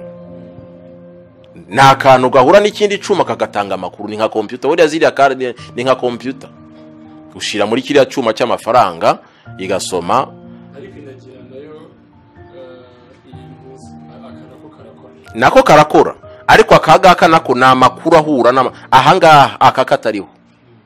Iki ntacyo kimaze, iki ntacyo kimaze, kuko hano niho hari ya makuru yose, kuko ni nka simukadi murabibona, niho hari umwirondoro ya byose biri hano katahari, kuko aka kari hano kuranga muntu gasa naka, urabona ko bifitanye isano. Noneho ukajya kuri urambwiye ngo tepende gongo ntagahari, ariko system ikozemo karimo imbere ntago kagaragara. Buri hari ahantu gahurira nako kugira ngo cya cyuma gisome, hari akuma karimo hano gahura na cya cyuma cyo muri bisi kugira ngo isome, kuko ugomba gukozaho ukigendera. Uba tepende go nukozaho wigendere, kozaho wigendere, nta mpamvu, nta mafaranga dukeneye kuko warayabitsemo, ni cashless system.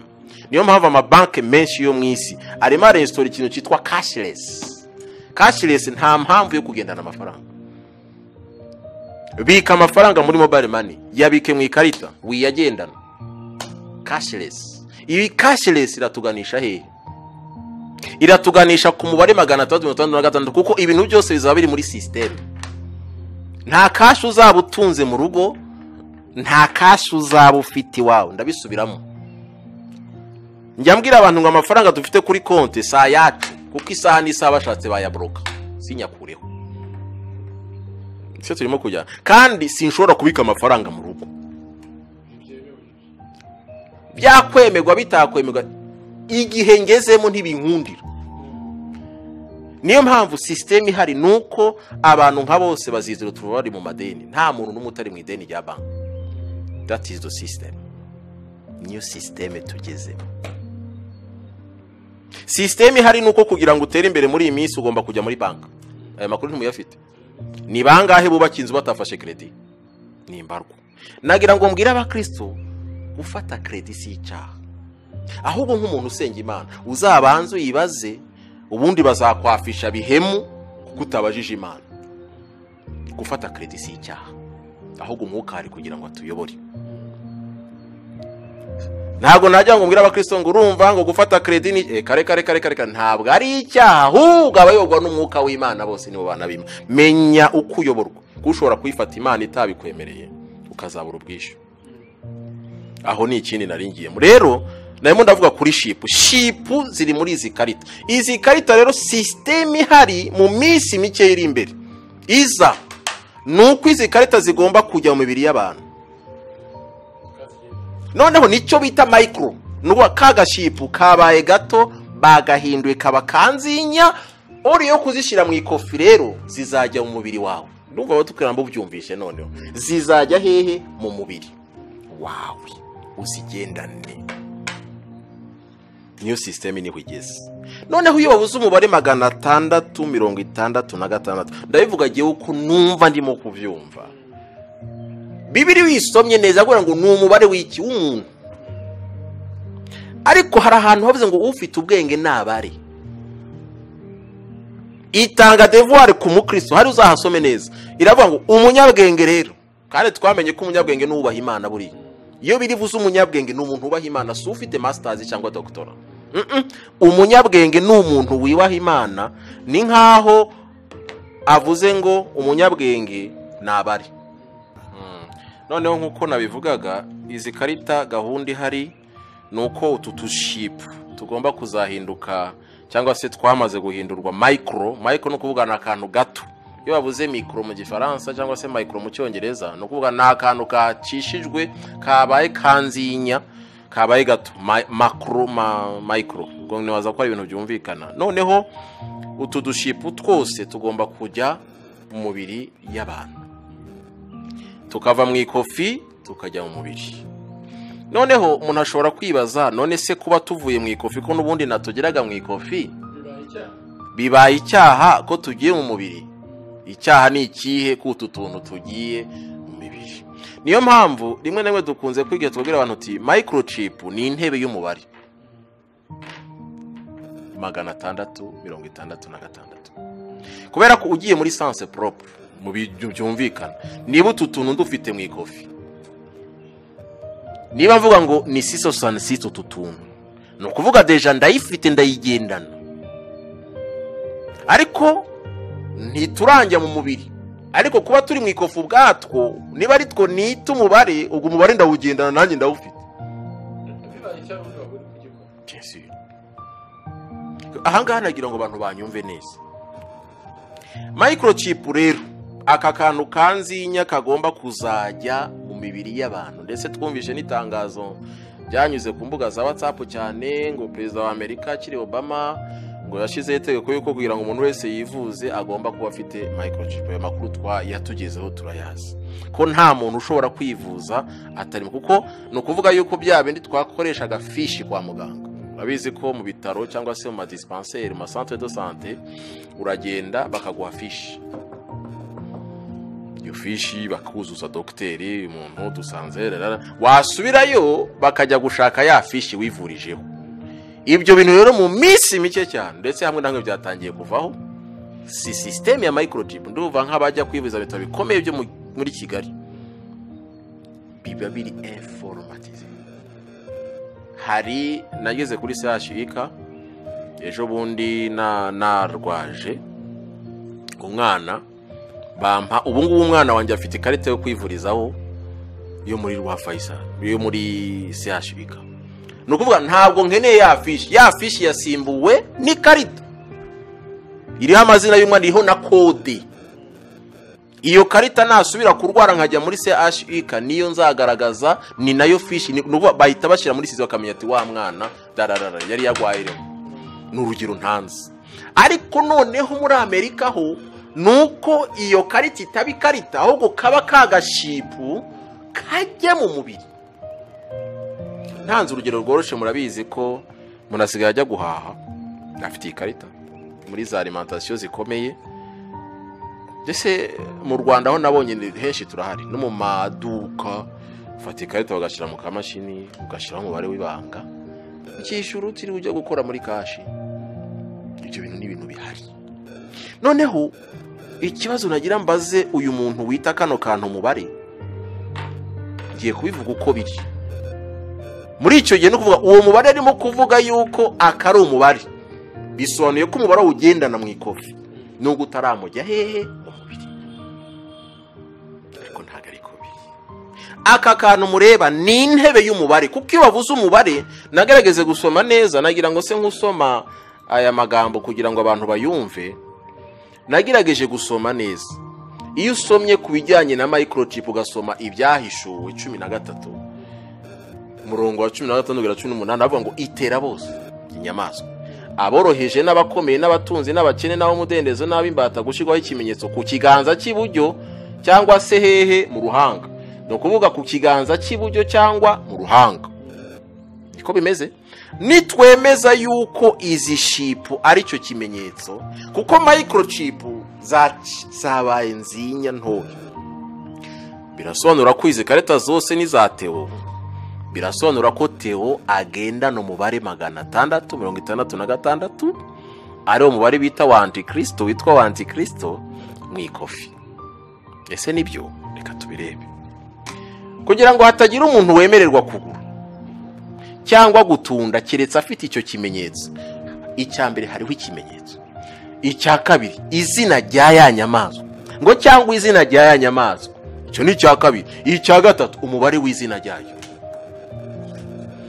hano nagira ngo abakristo duse nk'abagerageza gusoma neza Bibiliya. Hano natubwiye ngo hariho ibintu bitatu kugira ngo ahahe agomba kuba afite, agomba kubyuzuza byose uko ari bitatu.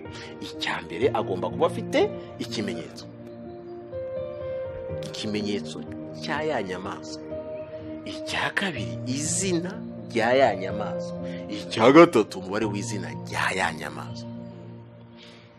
18. Aha niho ubwenge rero buri. Ufite ubwenge aba ari umubare w'iyo nyamaswa, kuko ari umubare w'umuntu, kandi umubare we ni 666. Ugarutse ku murongo wa 17 rero haratubwira iki? Kugira ngo ahahe cyangwa ngo atunde agomba kuba afite iki? Afite ikimenyetso cyangwa izina rya nyamaswa cyangwa umubare w'izina ryayo. Noneho munsi batubwira umubare w'iyo nyamaswa uwo ari wo. Ni umubare w'umuntu ni 666. Nagira ngo mbwire abakristo ibi bintu byose, zaba telefone, zaba ibintu byose tugendana, ibi by'ikoranabuhanga byose muri systeme anti-Kristo. Ute kuki? Nkuko nabivuze mbere, anti-Kristo cyangwa se Illuminati itegurira anti-Kristo kuzakora isi yarabaye umudugudu. Ibintu byose byaregeranije, kandi tekinoloji iri ku rwego rwo hejuru, ikoranabuhanga riri ku rundi rwego rwo hejuru. Icyo tugomba kucyumva muri ubwo buryo. Nitwigisha abakristo rero tukababwira yuko izi chipu, utu tuntu ari wo mubare, biraba atari ukuri. Ahubwo utu tuntu ni intebe y'umubare. Ndabisobanura impamvu ndimo kubivuga. Murabona izi karita impamvu hagomba kujyaho system ya cashless, amafaranga akakugwa mu mifuko y'abantu akajya mu ikoranabuhanga. Nuko nyuma yo kuzamuka k'umugeni, abantu bose bazaba nta muntu ugikoresha cash. Iyo system izaba yarabaye history, yarabaze gushirwaho mbere. Noneho itorero rizazamuka. Murabizi amakuru dufite usomye neza nuko anti-Kristo azabesha isi mu minsi ya mbere ko ari umunyamahoro, kwazaniye amahoro isi, kuko azabwira Loni mwarananiwe mu mpege y'umwanya,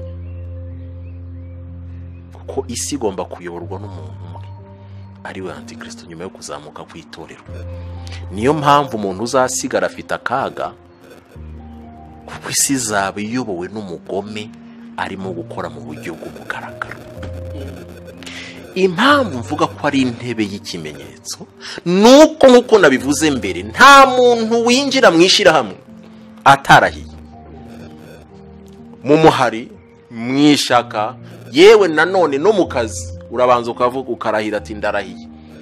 Ngira ngo mujya mwumva niyo batoye cyangwa se banomye abaministiri, mbere yuko batangira imirimo yabo officiellement babanza bakarahira imbere y'umukuru w'igihugu. Icyo ni ikintu na systeme ya anti-Kristo yakoresheje, ni ukuvuga kugira ngo ujyeho umubare wemewe kujya muri iryo shaka. Reka ngitwe muri uwo muhari cyangwa se muri uwo muryango wa anti-Kristo, uzabanza ubirahire wange Kristo, wemere anti-Kristo. Biranasobanutse. Aha bita byumvikana. Ibyo tubona n'ibyo twumva ibyinshi cyangwa se bimwe n'ibimenyetso, nubwo n'aya mayoberane ahari. Ubwo wenda umuntu igisigaye nuko yakwabaza se hari abamaze kumuyoboka, ubwo wenda cyazaba ikindi kiganiro. Ariko muri cyagiye bwo bizajya bisaba ko umuntu abirahirira akabyiyemerera yuko abaye umwanti-Kristo nawe.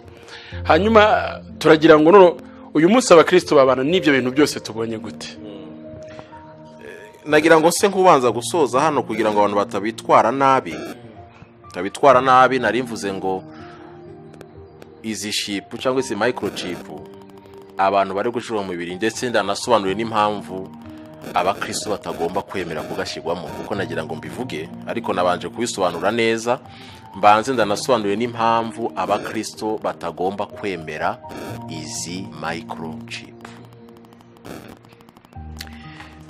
Murabona nkuko nabisobanuraga ku bijyanye n'aya makarita, nkabivuga nkagaragaza ko bigomba kujya mu mibiri y'abantu mu gihe cya cashless itorero rimaze kugenda ANTI-KRISTO agomba gukora ku mugaragaro.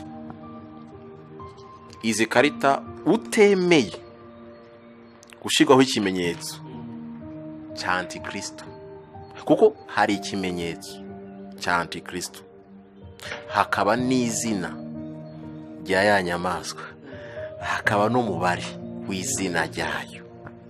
Hari ikimenyetso cya ANTI-KRISTO, harimo umubare. Rero uwo mubare je nasanze ari code, ni password. Niba jewe mfite ikarita ya Equity, ntabwo nzabasha gukura amafaranga ariho ntafite password. Muri icyo gihe niyo mpamvu navuze ijambo mbere, ariko benshi ngira ntibaryumvise. Amafaranga ufite kuri konti kuri ya saa yawe. Niyo mpamvu ku muntu w'umukristo agomba kumenya ibi. Nyuma yo kuzamuka kw'itorero, isi zahura n'akaga gakomeye cyane, kubera ko niba ntemeye ikimenyetso, muri make n'umubare sinawemeye, buzakomeza. Abakristo bamenye ubuzima buzakomeza, ariko ubwoba mfite ku banyamahanga agakiza ni none, kuko bitubwira ngo agakiza kazimukira kajye mu Bisirayeli. Ubwo rero kuri icyo nagira ngo ngisobanure, yenda wasuramo ikibazo warumbajije kugira ngo nimbajije ni umukristo arabana n'ibi bimenyetso byose gute kugira ngo akomeze kuba umukristo. Imana iguhe umugisha. Umukristo uburyo agomba kubana n'ibimenyetso ni ibintu byoroshe. Reka nse nk'uhera kuri izi telefone izi tugenda, tugiramo za WhatsApp, tugiramo za Twitter, tugiraho za YouTube n'ama application kandi afasha umuntu. WhatsApp tuba ku mbuga yewe z'amakwe, mbuga z'ijambo ry'Imana aho duhurira. Donc no kuvuga tuba mu bintu byinshi, dufite imbuga nyinshi tubaho kandi zitwubaka, tutibagiwe ko ari n'imbuga zisenya. Nagira ngo nsomere abakristo amagambo Yesu ubwe yabwiye intumwa, ndetse anatubwira natwe. Iyo usomye mu butumwa bwiza bwa Yesu Kristo nk'uko bwanditswe na Luka, niyo magambo nagira ngo nse nk'usoma ibice 12 umurongo wa 54 kugeza 57. Urambajije uti umukristo yabana nabyo ati? 5:4 Yesu yaravuze ngo nuko abwira abateraniye aho nabo ati, iyo mubonye igicu kivuye iburengerazuba, uwo mwanya muravuga ngo imvura iragwa, kandi niko biba. 55:5 niyo mubonye umuyaga uturutse ikusi, muravuga ngo haraba ubushyuhe, kandi niko biba. 5:6 mwandyajya mwe ko muzi kugenzura isi n'ijuru. Noneho niki kibabuza kugenzura iby'iki gihe? Niki kitubuza kugenzura iby'iki gihe? Turaze kugenzura tuti okay, dufite meteo hano mu Rwanda. Nasomye amakuru uyu munsi ni 28 nayasomye neza, batubwiye ngo imvura iri bugwe kandi yaguye. Ibyo turazi kubigenzura, ariko umwuka wera arimo kubazwa n'ukuntu tutabasha kugenzura iby'iki gihe. Kuko tugenzura ibyo byose tutabasha kubigenzura iby'iki gihe. 5:7 ngo kandi namwe ubwanyu rero niki kibabuza guhitamo ibitunganye? Niki kibabuza guhitamo ibitunganye namwe? Niba dufite izi telefone, niba dufite ibindi bintu byose, nahacu ho kumenya guhitamo. Ndahitamo iki? Umwanya ndi busuje kuri WhatsApp n'uyu, WhatsApp ndayifatira uyu mwanya, YouTube ndareba mwiki, ndareba uruhe rubuga, nihe channel ndi burebe, nihe channel inyubaka. Ni wowe umukristo ugomba kugenzura iby'igihe urimo. Niyo mpamvu Imana iduha umwuka wera, no kugira ngo twemwemerera tuyobora kubwira ati hano ntugeyo. Ndaguha urugero, muri iyi minsi hari ibintu byadutse by'umupira w'amaguru bikunzwe cyane, byimuye n'Imana mu mitima y'abantu, ku buryo n'umuntu ashobora kujya muri korali arimo kumva match ya Rayon Sport na APR. Imana yaguhaye ubwenge, Imana yaguhaye agakiza, nahawe kuvuga uti ndahita mwiki kinyubaka niki. Kuko Paulo yigeze avuga amagambo akomera avuga ngo byose, niyo mpamvu biragoye kwigisha umuntu ngo iki ni icyaha, ngo iki si icyaha, ngo iki ni icyaha, iki si icyaha. Biranaguye. Ntago wakwereka umuntu ati kujya kuri match ni icyaha, wamwereka wabihera he? Ariko ku muntu ufite umwuka w'Imana, kuko ntaho uzasoma ibiri kubira ngo kujya kuri match ya Rayon Sport na APR ni icyaha, wabikora hese? Ntabyo. Ariko bisaba yuko umuntu agenzura igihe harimo akavuga ati genda hise mwiki. ndakora iki ningikora ubugingo bwanjye ntacyo buri bubi. Ni ukuvuga ni wowe ugomba ubwawe guhitamo kuri 57:57 kandi namwe ubwa niki kiboza guhitamo ibitunganye. Niki kikubuza se? Niko Yesu akubaza. Mu Kristo twumva niki kikubuza muri telefone yawe guhitamo ibyo ukwiye kureba n'ibyo utakwiye kureba? Niki kikubuza muri televiziyo kureba ibikwiriye n'ibidakwiye? Niki kikubuza guhitamo ibitunganye? Niko Yesu atubaza. Aya ni amagambo y'umwami wacu Yesu Kristo ubwe. Niyo mpamvu utajya aho ngaho ngo ugende ushinje ngo telefone ngo Samsung ngo ni ibyaha ngo ni ibya ANTI-KRISTO. Ntabwo ari ibya ANTI-KRISTO. Ku ruhande rumwe wavuga ati ni system, kuko hari icyo bita system, ariko ibintu tushobora kwibyaza n'abantu benshi bakijijwe kubera YouTube, n'abantu benshi barimo gukizwa kubera zaburi nshya. None se uraza gushinja kandi yabirebeye muri telefone? Iyi telefone yarebeyemo zaburi nshya ijambo ry'Imana, aravuga ati mwami Yesu mbabarira ndakwemeye. Iyi telefone uzahita ibyaha ute? Nagira ngo abakristo tugerageze tumenye ijambo ry'Imana. Cyo ni cyo tumenye n'igihe tugezemo, tumenye n'ibyo duhita. Niko bimeze. Bitabaye uko impanda ntago tuzayumva. Kuko ibimenyetso, hari icyo bita ibimenyetso byerekana kugaruka kwa Yesu Kristo, hakaba n'ibindi byitwa ibyashyizweho na ANTI-KRISTO kugira ngo arangaze umugeni. Utazanasoma muri Bibiliya nk'ibyaha, nta naho uzabibona. Nta hantu uzabona ko gufana umupira w'amaguru ari icyaha. Ntabwo uzabibona. Nta hantu uzabona yuko ariko ni ibintu mwuka gukavuga ati okay, Manchester United ni amashitani y'umutuku. Ubu se ninjya kwicara imbere y'amashitani y'umutuku, umwuka w'Imana ari bunyishimire? Ikipe yitwa amashitani y'umutuku ndayifana. Ese ndaba deja iri zina uyu muntu reka mvuge Satani yitirirwa n'umwanzi w'umwami wanjye. Ni urugero nguhaye rutoye. Nahanjye kuvuga ati ndahisemo ibitunganye nkurikije nuko namurikiwe n'umwuka w'Imana. Uko tugomba kubamo rero nuko hari ibyitwa ibimenyetso, hakaba n'ibyashyizweho nk'imitego iteka umugenzi. Urumva? Ariko kubera ko umwuka je nayihanye guteze, naziretse gute? Nuko nasenze Imana ikansanya ikanyereka n'ubibwazo. N'ahantu bigenda binkamura mu buryo bw'umwuka ndazireka. Ni jewe ngomba guhitamo ibitunganye.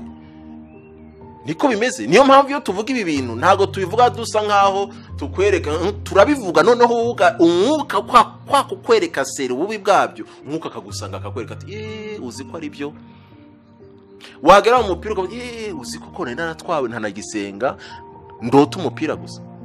Donc urumva nuko abakristo muri ibihe turimo bamenye uko babyitwaramo, kuko abantu benshi turasanga turirimba ibimenyetso ariko ugasanga ibyaha byaratwokamye. None icyo twakagombye kubanza si cyo turimo kubanza, ariko turanga twigisha abantu ibintu bitabageza ku bugingo, kandi hari ibindi bintu birimo gukamura abakristo byabarangije byabatwaye, ahubwo tukarenga ibyo tukajya kubigisha.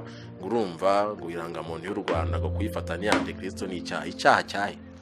Rero nagira ngo abakristo tugerageze tube maso, twirinde ubuyobe, kuko umuntu ashobora kuyoba yibwira ko ari umunyamwuka ariko akayoba. Ntago wajya kubuza abantu gufata mituweli. Urabuza umuntu gufata mituweli ngo ni ANTI-KRISTO gute? Rero ntago nabitinda hibyo. Icyo nagira ngo mbwira abakristo muri ibi bihe bikomeye, ni ibihe ANTI-KRISTO arimo gukora mu buryo bw'amayoberane. Ni ibihe biyoberanye. Iyo bavuze amayoberane ukuvuga ikintu cyiza cyambaye umweru kandi mo imbere ari umukara. Icyo cyitwa amayoberane. Nukuvuga cyambaye umweru. Ushobora kuza nambaye yenda hano iri kote urayibona uko risa, ariko urabona ko imbere hari ishati. Iyo rero nayifunze ntushobora kumenya ko ikintu kirimo ari umukara. Ni ukuvuga kugira ngo detect ikintu cyaje cyihishe inyuma y'icyaje, nta kundi wabidetekta usibye gusenga Imana.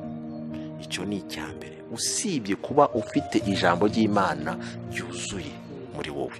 Ariko Satani ikintu arimo guheraho ni ukutwima ya myanya yo gusoma ijambo ry'Imana. Ni ukutwima ya myanya yo kubana n'Imana, kuko azi neza ko aho ngaho niho dukura ihishurirwa ry'ibi bintu byose biyoberanye. Kuko ikintu kiyoberanye kugira ngo uzakidetekte, ntabwo ukidetekta mu buryo nk'umuntu uvuge ngo, niyo mpamvu yavuze ngo ufite ubwenge nabare. Ntabwo ari umuntu wese wapfa kudetekta ngo avuge ngo je vais détecter, ndabidetekta uku nguku mu bwenge bwanjye, nize mu ishuri mfite masters. Hari ibintu detekta ari uko umwuka wera yagusanze akagusobanurira. Kuko nk'urugero niba Illuminati yamaze kugera mu iyobokamana,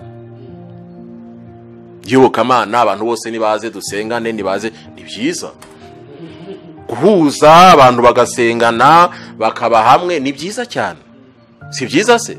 Ariko bifite ikintu kibyihishe inyuma.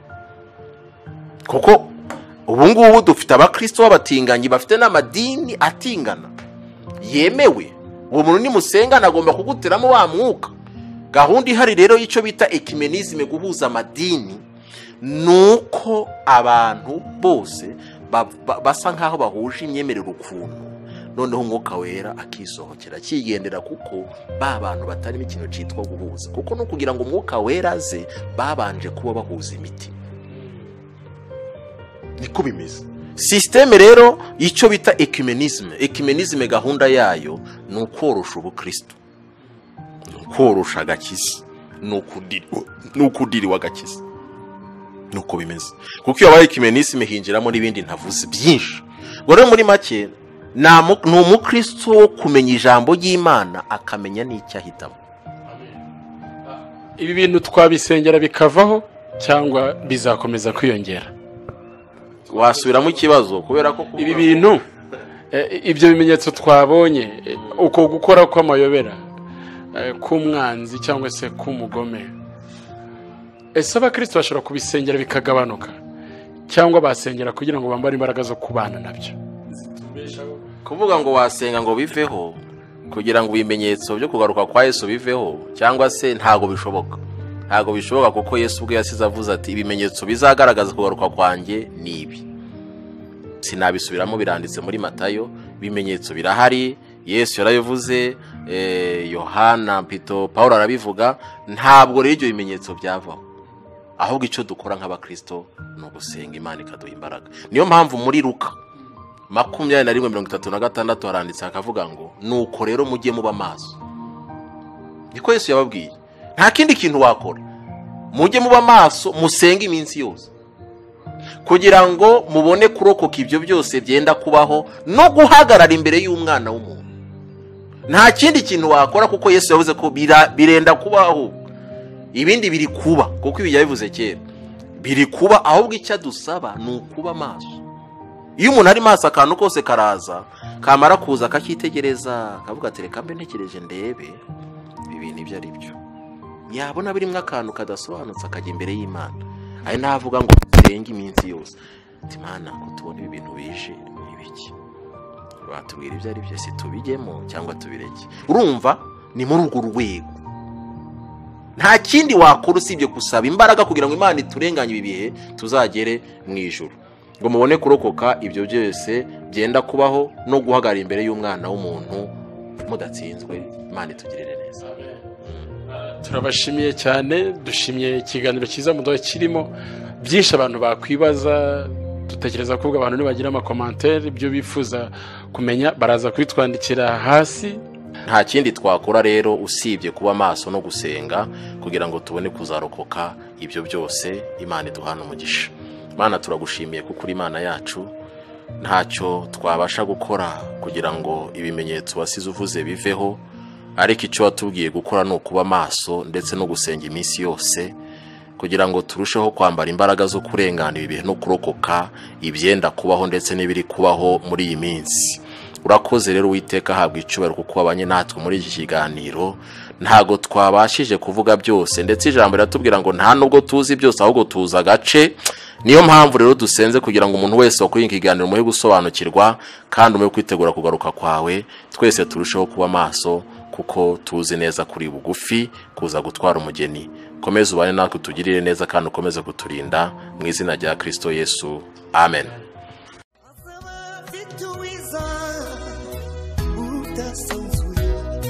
azaba afite ingororano yo guhema buri wese guhana n'imirimo yakoreye hano ku isi.